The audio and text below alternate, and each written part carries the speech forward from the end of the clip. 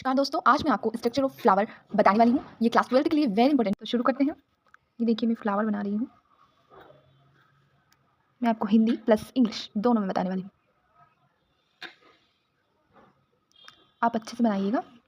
मैं थोड़ा ऐसे ही बना रही हूँ। तो देखिए मैंने यहाँ पर फ्लावर बना लिया है। आप इससे भी अच्छा फ्लावर बना सकते हैं।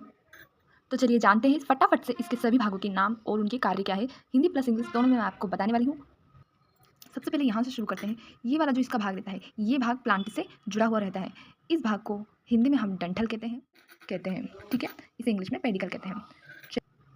इस वाले भाग को इंग्लिश में ब्रैक्ट कहते हैं, ठीक है। इसे ब्रैक्ट कहा जाता है।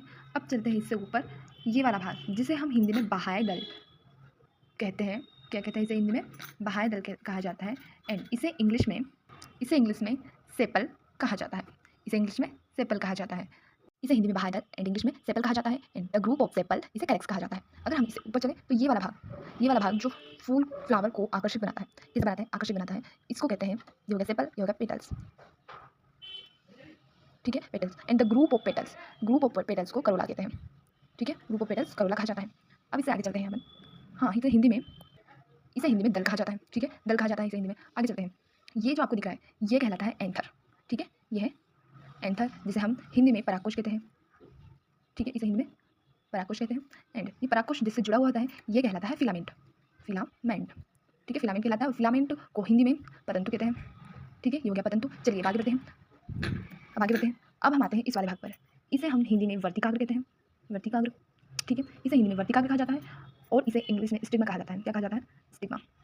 आप अगर मेरे साथ बोलेंगे तो आप भी सीख जाएंगे। स्टिग्मा, इनके नाम बहुत ही ज़्यादा जरूरी होते हैं। एंड स्टिग्मा के नीचे वाले भाग को स्टाइल कहते हैं, ठीक है।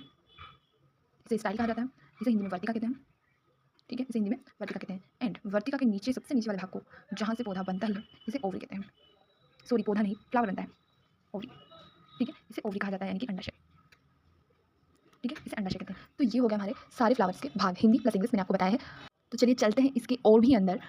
परागकोश और जो पतंतु है यानी कि एंथर और फिलामेंट, इन दोनों भागों को मिलाकर क्या कहते हैं? स्टेमेन कहा जाता है। और स्टेमेन को हिंदी में पुमंग कहते हैं, ठीक है।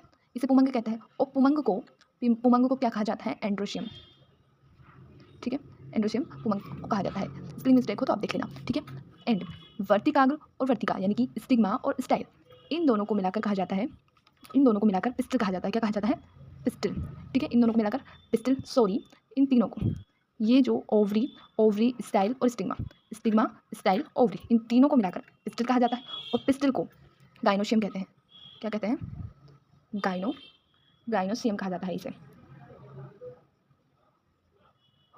ठीक है। इसे गाइनोशियम कहा जाता है। और गाइनोशियम को, जैसे कि इसको पिस्टल कहा जाता है एंड इसको स्टेमेन कहा जाता है। ये दोनों, ये जो है स्त्री केसर है एंड ये पुंकेसर है, ठीक है। गाइनोशियम को स्त्री केसर कहते हैं, और इसे पुंकेसर कहते हैं, ठीक है। इसे पुंकेसर कहा जाता है। तो ठीक है, आपको समझ में आया। अगर आपको ऐसी और भी वीडियो की ज़रूरत है तो आप कमेंट बॉक्स में बताइए, मैं आपके लिए और भी ऐसे ही वीडियो बनाऊंगी। अगर आपको राइटिंग या फिर स्पेलिंग मिस्टेक लगती है तो मुझे बताइए।